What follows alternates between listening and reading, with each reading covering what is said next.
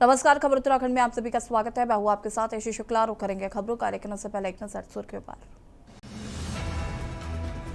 मुख्यमंत्री धामी ने रुड़की में युवाओं से किया संवाद, बोले युवा शक्ति से बनेगा विकसित उत्तराखंड।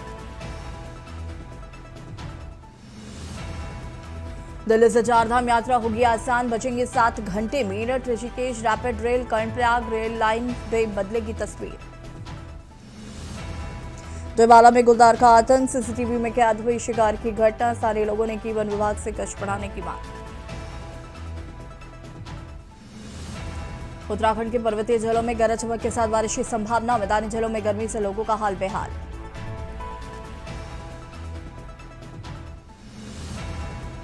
हरिद्वार में समर्थकों और पुलिस के बीच धक्का मुक्की, शंकराचार्य चौक पर हुई दोनों में भिड़ंत, पुलिस से भिड़े सांसद और विधायक समर्थक। हरिद्वार में वन कर्मियों के हमलावर गिरफ्तार, 3 आरोपियों को किया गया गिरफ्तार। गिरफ्तार आरोपियों से जाली नोट बरामद, फरार आरोपियों की तलाश में जुटी है पुलिस। आप देख रहे हैं के न्यूज़, खबरों का सारथी। लक्ष्मीवाला वन रेंज से सटे नया गांव क्षेत्र में रविवार रात गुलदार ने सड़क किनारे बैठे कुत्ते को अपना शिकार बना लिया। पूरी घटना पास में लगे सीसीटीवी कैमरे में कैद हो गई। जानकारी के अनुसार वार्ड संख्या 20 के टोंगिया नया गांव लक्ष्मीवाला मार्ग पर रात करीब 8 बजे गुलदार जंगल से निकलकर आया और कुत्ते को उठाकर वापस जंगल की ओर चला गया। घटना के बाद क्षेत्र में दहशत का माहौल है। स्थानीय लोगों ने वन विभाग से गश्त बढ़ाने, निगरानी तेज करने और सुरक्षा के प्रभावी इंतजाम करने की मांग की है।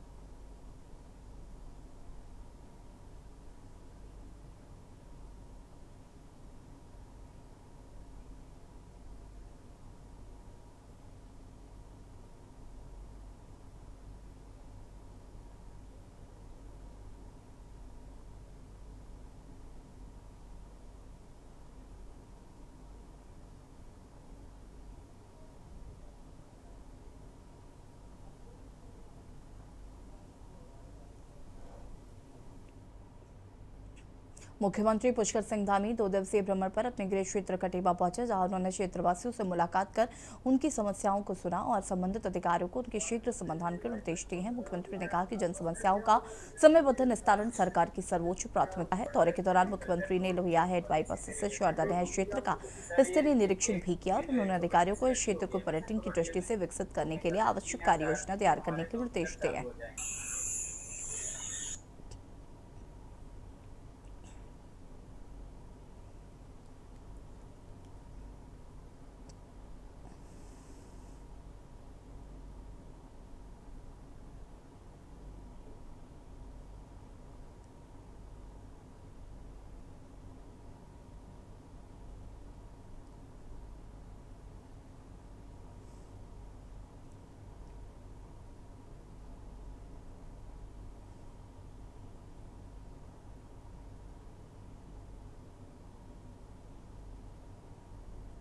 खटीमा को लेकर माननीय मुख्यमंत्री जी हमेशा संवेदनशील रहे। खटीमा में कैसे ही भी पर्यटन बढ़े, रोजगार बढ़े, यहाँ के लोगों की चिंता करने को लेकर कल उन्होंने बाईपास और इस क्षेत्र को कैसे विकसित हो ऐसे लेके अधिकारियों को दिशा निर्देश दिए। और सामान्यतः जो स्थानीय अधिकारी हैं उनको पहले भी उन्होंने कहा कि मुख्यमंत्री का कार्यक्रम ही उस क्षेत्र का विकास होता है, इसलिए जहां मैं जाता हूं वहां पर वैसे ही स्वतः ही सारे अधिकारियों ने उसके विकास की गति से उस क्षेत्र को आगे बढ़ाना चाहिए। एक बात। दूसरी बात, आज सुबह सुबह जो खटीमा की जनता विद्युत कटौती को लेकर परेशान है, उसको लेकर दोनों चीफ इंजीनियर और यहाँ के एक्शन दोनों को भयंकर लताड़ लगाई है कि मैं खटीमा के लोगों को परेशान नहीं देखना चाहता हूँ, इसलिए आज से बिजली कटौती पर रोक लगेगी, ऐसा उन्होंने आदेश दिया है। मां शारदा का बाईपास चैनल यहाँ से निकलता है, जब अधिक पानी हमारा शारदा में आता है तो उस समय में जब पावर हाउस में पानी की बहुलता हो जाती है, अधिकता हो जाती है, तो उस पानी को बाईपास किया जाता है यहाँ से, और ये आगे चलकर शारदा सागर डैम की तरफ जाने वाला पानी इधर से चला जाता है, ये इधर वाया उस तरफ से चला जाता है।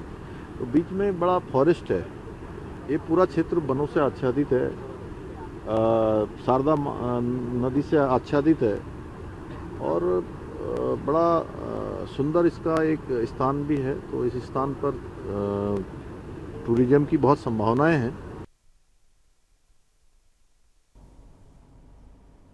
उत्तराखंड का लोक पर्व हरेला आगामी 16 जुलाई को मनाया जाएगा। संस्कृति साहित्य एवं कला परिषद ने इसकी तैयारियां पूरी कर ली।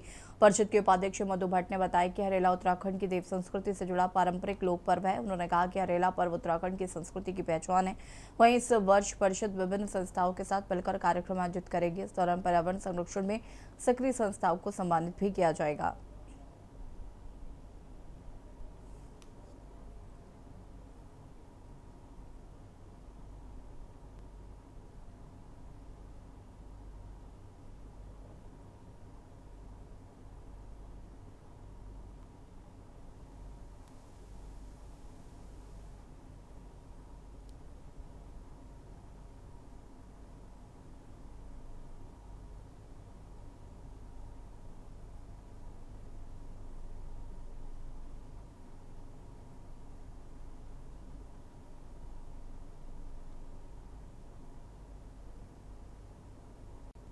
देखिए, विश्व पर्यावरण दिवस तो पूरा विश्व उसको अपने तरीके से मनाते हैं, लेकिन हमारी जो उत्तराखंड की जो देव संस्कृति है, हमारा हरेला जो हमारा पारंपरिक लोक पर्व है और हमें वर्षों से इसको मनाते आ रहे हैं। हमारा अभी आगामी 16 जुलाई को ये हरेला का पर्व मनाया जाएगा, और संस्कृति साहित्य कला परिषद के तत्वावधान में विभिन्न संस्थाओं के साथ जो सक्रियता के साथ जो संस्थाएं पर्यावरण के संरक्षण, संवर्धन, पोषण के लिए हमेशा अग्रसर रहती हैं, उनको सम्मानित करने के साथ साथ हम इस वर्ष इस कार्यक्रम को स्कूल के बच्चों के साथ जन जागरण के साथ कार्यशालाएं करते हुए पूरे बृहद स्तर पर, क्योंकि हमारी हरेला हरियाली महोत्सव हम यहाँ से प्रारंभ करते हुए, उत्तराखंड से प्रारंभ करते हुए पानी में अंजुमन सिद्दीकियान कमेटी की ओर से रविवार को पूर्व की भांति इस वर्ष भी सीबीएसई और उत्तराखंड बोर्ड के हाई स्कूल एवं इंटरमीडिएट के मेधावी छात्र छात्राओं के सम्मान समारोह का आयोजन चोरकलिया रोड स्थित मैरिज हॉल में किया गया। कार्यक्रम का शुभारंभ कमेटी के सदर राशिद हुसैन सिद्दीकी एवं जनरल सेक्रेटरी उजैर फिरोज ने उपस्थित अतिथियों एवं लोगों का स्वागत करते हुए किया। उन्होंने कार्यक्रम का उद्देश्य पर प्रकाश डालते हुए कहा कि मेधावी विद्यार्थियों को प्रोत्साहित करना और शिक्षा के प्रति जागरूकता बढ़ाना है।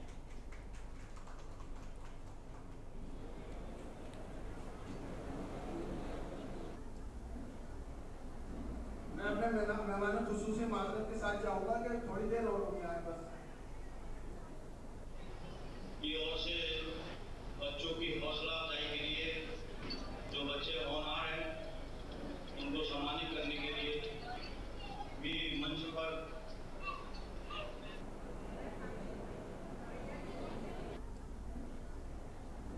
मैं अपने मेहमानों खुसूसी माजरत के साथ चाहूंगा कि थोड़ी देर और रुक जाए बस।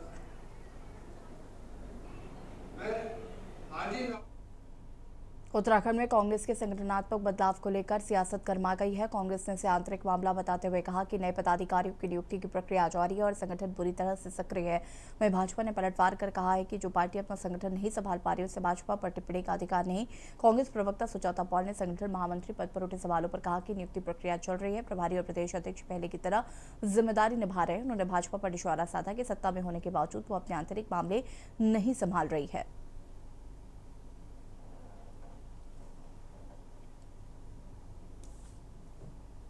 कहना चाहूँगी कि मुझे यहाँ पे इनवाइट किया गया। मेरा नाम सना खान है, मैं निर्मला कॉन्वेंट स्कूल से तो सवाल उठाने की बीमारी है, मगर उनको तो ये बताना चाहिए कि उनके अभी आपने देखा कि महामंत्री, संगठन महामंत्री, उनको हटा दिया गया ना यहाँ से। तो सवाल ये उठता है कि इनके जो नए संगठन महामंत्री उन्होंने तो ज्वाइनिंग तक नहीं की, तो हमारे यहाँ तो प्रभारी है, हमारे यहाँ अध्यक्ष है, हमारे यहाँ सभी कोई जिस तरह से पहले काम कर रहे थे उसी तरह से काम कर रहे थे। हमारे जिला अध्यक्षों की नियुक्ति हुई है, तो धीरे धीरे करके ही हम करेंगे। हम सत्ता में नहीं है तो इनको तो अपनी चिंता करनी चाहिए, हमारी नहीं करनी चाहिए। मैं कांग्रेस के लिए सिर्फ एक ही बात कहना चाहूंगी, जिनके भी आप बयान बता रहे हैं या जिनका भी कोई बयान आया है, छाछ तो बोले ये छलनिया भी बोले, जिनका कोई अस्तित्व ही नहीं है कांग्रेस के अंदर, जिनकी 6 साल से कार्यकारिणी ना बनी हो, वो कह रहे हैं भारतीय जनता पार्टी के संगठन पर। अब आप खुद समझ सकते हैं कि कितनी मानसिकता छोटी हो चुकी होगी कांग्रेस के उन नेताओं की, जो भारतीय जनता पार्टी बूथ से लेकर राष्ट्रीय स्तर तक के उन्होंने अपने पद वितरण कर दिए हैं। तमाम जो है हमारी कार्यकारिणियां बन चुकी हैं, और जिनका सूत न कपास और लट्ठम लट्ठा चल रही हो, जिनके नेताओं को खुद नहीं पता कि वो किस पद पर विराजमान है। 2027 के विधानसभा चुनाव की आहट के साथ ही उत्तराखंड में राजनीतिक गतिविधियां तेज होती जा रही हैं। इसी कड़ी में डोईवाला विधानसभा के बालावाला क्षेत्र में उत्तराखंड क्रांति दल ने अपने नए कार्यालय का उद्घाटन किया है। इसके बाद पार्टी ने मिशन 2027 के तहत जनसंवाद कार्यक्रम आयोजित किया, जिसमें केंद्रीय अध्यक्ष सुरेंद्र कुकरेती मुख्य अतिथि के रूप में शामिल हुए। एक साथी मौजूद हैं जो हमें आज यहाँ होस्ट कर रहे हैं। 18, 19, 20 क्यों? क्योंकि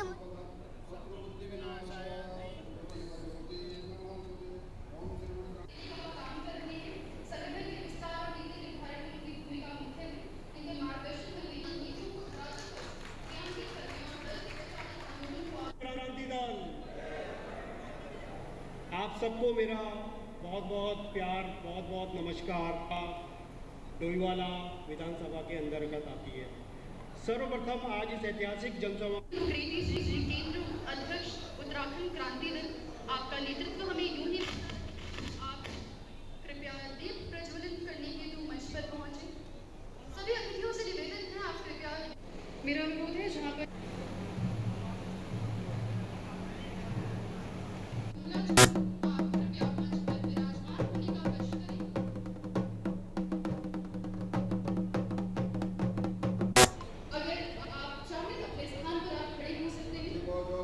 फिर विजन तो करीब 1.5 साल पहले शुरू कर दिया, और मैं समझता हूं कि मैं बधाई देना चाहता हूं तमाम अपने पदाधिकारियों को, कार्यकर्ताओं को, कि 1.5 साल पहले जो है चुनाव के बिगुल उत्तराखंड क्रांति दल है क्षेत्र में बजा दिया, और जिस तरह जनता का समर्थन उत्तराखंड क्रांति दल को मिल रहा है, ये अपने आप में एक शुभ संकेत है इस राज्य के लिए भी और इस दल के लिए। आज जिस तरह से आम जनमानस उत्तराखंड क्रांति दल के साथ लामबंद हो रहा है, उत्तराखंड क्रांति दल के झंडे के नीचे, उस झंडे के नीचे जिस झंडे ने इस राज्य का निर्माण किया। आपका है जनसंवाद, ये हमारा जो डोईवाला है 23 ये जनसंवाद जो है वो हमारा डोईवाला की जो आम जनता है और हम लोगों के बीच में उनकी क्या समस्याएं हैं और क्या वो सोचते हैं। जैसे मान के चलिए अपना नेशनल लॉ यूनिवर्सिटी हो गया आपका, यहाँ पे अभी हम जैसे बालावाला में ये प्रोग्राम कर रहे थे, यहाँ पे STP प्लांट्स का आपका इशू है। अभी देखना 15 दिन 20 दिन के अंदर आपका बारिशें बहुत तेज़ हो जाएंगी, नालियों का जो है। तो हम 1 to 1 जितने भी यहाँ के जो लोग हैं उनसे ये जानना चाह रहे थे आपकी क्या समस्याएं हैं। उत्तराखंड अपने शांत वातावरण, प्राकृतिक सौंदर्य व अध्यात्म के लिए पहचाना जाता है। समय समय पर आयोजित होते धार्मिक अनुष्ठान के चलते राज्य को देवभूमि भी कहा जाता है। वही वर्तमान समय की बात करें तो यह समय हर वर्ष चलने वाली चारधाम और हेमकुंड साहिब यात्रा का चल रहा है, लेकिन इस वर्ष ये यात्रा राज्य सरकार के लिए चुनौतीपूर्ण बनती नजर आ रही है। बीते दिनों दोनों यात्राओं के बीच पड़ने वाले मुख्य मार्ग कर्णप्रयाग में स्थानीय दुकानदारों सिख यात्रियों के बीच हुआ विवाद शांत होने के बाद अभी भी सुर्खियों में बना हुआ है, क्योंकि उस दौरान सरकार के लिए बड़ी चुनौती का विषय भी था। वहीं अब ये विषय शांत होने के बाद एक और नए विषय ने सरकार व आमजन की चिंता को बढ़ा दिया है। आपको बता दें कि राज्य के कई सरकारी संस्थानों, पर्यटक, धार्मिक स्थलों व सभी थानों को बम से उड़ाने की मेल के जरिए धमकी मिली है। बड़ी बात यह है कि मेल भेजने वाले ने खुद को कथित तौर पर खालिस्तान से जुड़ा बताया। वहीं पुलिस थानों को मिली धमकी सोशल मीडिया के जरिए दी गई और खुफिया एजेंसियां सतर्क हो गई हैं। जांच के दौरान पुलिस को आशंका है कि कई अन्य लोगों की संलिप्तता भी इस विषय पर हो सकती है। वहीं प्रदेश भर एक तरफ ऑपरेशन प्रहार भी चल रहा है, जिसके तहत आपराधिक तत्वों पर कार्रवाई हो रही है, लेकिन इस दौरान बम से उड़ाने की धमकी कहीं न कहीं अपने आप में चिंता का विषय है। इसके साथ साथ राजनीतिक गलियारों में भी इसका सीधा असर दिखाई दे रहा है। विपक्ष पहले ही सरकार की कानून व्यवस्थाओं पर सवाल खड़े करता नजर आ रहा था, वहीं अब इस विषय के चलते एक बार फिर राजनीतिक बयानबाजी देखने को मिल रही है। देखिए रिपोर्ट। प्रदेश के कर्णप्रयाग में बीते दिनों चारधाम यात्रा और हेमकुंड साहिब यात्रा के दौरान घटित प्रकरण की शांत होते ही उत्तराखंड में बम धमकियों से सनसनी फैल गई है। बीते दिनों मसूरी नगर पालिका को ईमेल के जरिए बम से उड़ाने की धमकी मिली। इसके बाद हरिद्वार नगर निगम, ऋषिकेश, केदारनाथ और बद्रीनाथ धाम को भी धमकी भरे ईमेल भेजे गए। मेल भेजने वाले ने खुद को कथित तौर पर खालिस्तान से जुड़ा बताया और बदले की बात लिखने का जिक्र किया है। वहीं पुलिस थानों को धमकी सोशल मीडिया पोस्ट के जरिए दी गई है। शुरुआती जांच में पोस्ट करने वाले की पहचान जसप्रीत सिंह निवासी अंबाला सिटी हरियाणा के रूप में हुई है। इसके साथ पुलिस को अन्य लोगों की संलिप्तता की आशंका है। लगातार बढ़ रही धमकियों से बड़ा खतरा मंडरा रहा है। पुलिस द्वारा जांच की जा रही है। वहीं सरकार के मन में भी ये विषय गंभीर बना दिखाई दे रहा है। चारधाम समेत धार्मिक स्थलों को बम से उड़ाने की धमकी के बाद सरकार सतर्क है। बीकेटीसी अध्यक्ष हेमंत द्विवेदी ने डीजीपी दीपम सेठ से बात कर केदारनाथ व बद्रीनाथ की सुरक्षा की जानकारी ली है। वहीं सीएम धामीर का मानना है कि यात्रा के दौरान सुरक्षा के लिए सख्ती भी करनी पड़ी तो की जाएगी। कानून व्यवस्था पर विपक्ष पहले से हमलावर है और अब एक बार फिर सवालदारता दिख रहा है। देखिए 22 जून को करीब 9:23 पर नगर पालिका मसूरी में एक मेल प्राप्त हुई थी और उस मेल में कुछ धमकी भरे शब्द थे और जो कुछ खालिस्तान के स्लोगन्स भी लिखे हुए थे और ख़ासकर उसमें माननीय मुख्यमंत्री जी का नाम लेकर और अन्य जगहों का कुछ ब्लास्ट की बात लिखी गई थी। चूँकि इस तरह की मेल जब प्राप्त होती तो तत्काल इसका संज्ञान लेते हुए जब ये थाना मसूरी पर इसमें अभियोग पंजीकृत किया गया है और हमारी जो साइबर कमांडो की टीम है जो टेक्निकल बेसिस पर ऐसी मेल का एनालिसिस किया गया तो प्रथम दृष्टया अभी नॉर्थ अफ्रीकन कंट्री है मोरक्को, ये ऐसी जानकारी टेक्निकली मिली कि वहाँ से ओरिजिन हुई थी और इसमें जो व्यक्ति का अभी जो हमारी टेक्निकल टीम में ट्रेस है वो कहीं ना कहीं यूएस बेस्ड ऐसा प्रथम दृष्टया ऐसा पता चलता है। चूँकि ऐसी मेल थ्रेट में बीच बीच में आती रहती है, लेकिन जिस तरह से माननीय मुख्यमंत्री जी का नाम लेकर और अन्य संवेदनशील चीज़ों को लिखा गया है उसको उसी प्राथमिकता पर लेते हुए उसकी टेक्निकल एनालिसिस किया गया है। एक प्रकरण हुआ था और उसके बाद जिस प्रकार की वार्ता हुई है और कानून ने अपना काम किया है, सभी को बता भी दिया है, सबसे बात हो गई है। कानून अपने हाथ में कोई भी लेगा तो कानून से बढ़कर कोई नहीं है। बस ये है कि हमारी चारधाम यात्रा चल रही है, इस समय में हेमकुंड साहिब यात्रा चल रही है, पूरे पर्यटक देश भर के आज आए हुए हैं। किसी प्रकार से यात्रा पर कोई प्रभाव न पड़े उसके लिए अगर कहीं पर हमको सख्ती करनी होगी तो निकट भविष्य में हम सख्ती भी करेंगे। यहाँ के लिए एक एसओपी भी बनाएंगे। अभी संज्ञान में आया है कि कुछ असामाजिक तत्वों द्वारा जो है कि ईमेल के माध्यम से धमकी दी गई है कि जो चारधाम यात्रा है, यहाँ पर जो हमारे धाम है उनके साथ कहीं ना कहीं जो है कुछ बम से उड़ाने की धमकी और इस तरह की कुछ बातें संज्ञान में आई हैं, जिसको सरकार ने पूरी गंभीरता के साथ लिया है। मेरी स्वयं ही अपने प्रदेश के सूबे के यशस्वी मुख्यमंत्री आदरणीय पुष्कर सिंह धामी जी से इस बात पर बात हुई और उन्होंने भी इसको पूरी गंभीरता से लेते हुए तत्काल डीजीपी और गृह सचिव को निर्देश दिए हैं कि इस पर पूरी जो है कि गहनता से जांच की जाए और इस पर जांच भी बिठा दी गई, उनके खिलाफ मुकदमा भी कायम कर दिया गया। मैंने भी स्वयं जो है कि डीजीपी दीपम सेठ जी से फ़ोन पर वार्ता की कि इस तरह की वो है, तो सभी जो धाम है हमारे उनको एहतियाती तौर पर हाई अलर्ट कर दिया गया। देखिए, ये कानूनी प्रक्रिया का सवाल है। अगर ईमेल धमकी भरा आया है, इसके लिए पुलिस प्रशासन है वो इसका समाधान करेगा।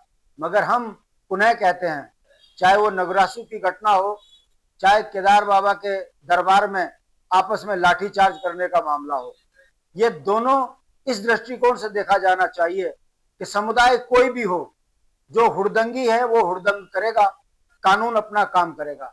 हम जनता से अपील करते हैं कि देवभूमि में जब आपका आगमन हो तो अपने आराध्यों की आस्था पर को ध्यान में रखते हुए अपना चरित्र भी वैसा ही बनाएं। आप देवभूमि में आ रहे हो और गाली गलौज झगड़ा कर रहे हो, ये सनातन संस्कृति का रूप नहीं है। शुरू होने से पहले कांग्रेस पार्टी लगातार सरकार को चेताने और जगाने का काम कर रही थी, लेकिन विपक्ष के आरोपों को सरकार ने गंभीरता से नहीं लिया और चारधाम यात्रा में सुरक्षा व्यवस्था के कोई खास इंतजाम नहीं हुए, जिसका खामियाजा अब श्रद्धालुओं को भी भुगतना पड़ रहा है, प्रदेश की जनता को भी भुगतना पड़ रहा है। खुलेआम चारधाम यात्रा के दौरान हथियार लहराए जा रहे हैं, लोगों को घायल किया जा रहा है। जो है ये हथियारों का प्रदर्शन बिल्कुल भी उचित नहीं है और सरकार जो है समस्या पर नियंत्रण करने की बजाय जो है समस्या को बढ़ाने का काम कर रही है।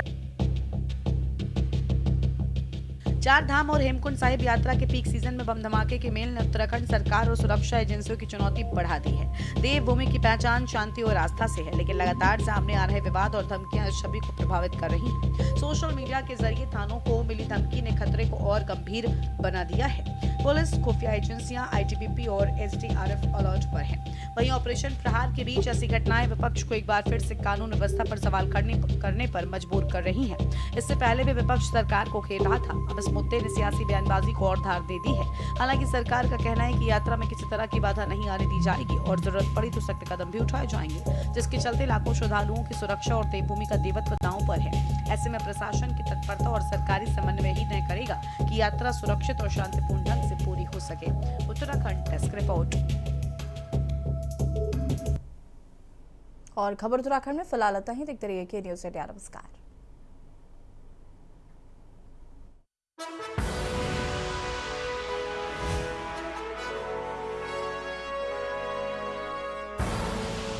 आप देख रहे हैं के न्यूज़, खबरों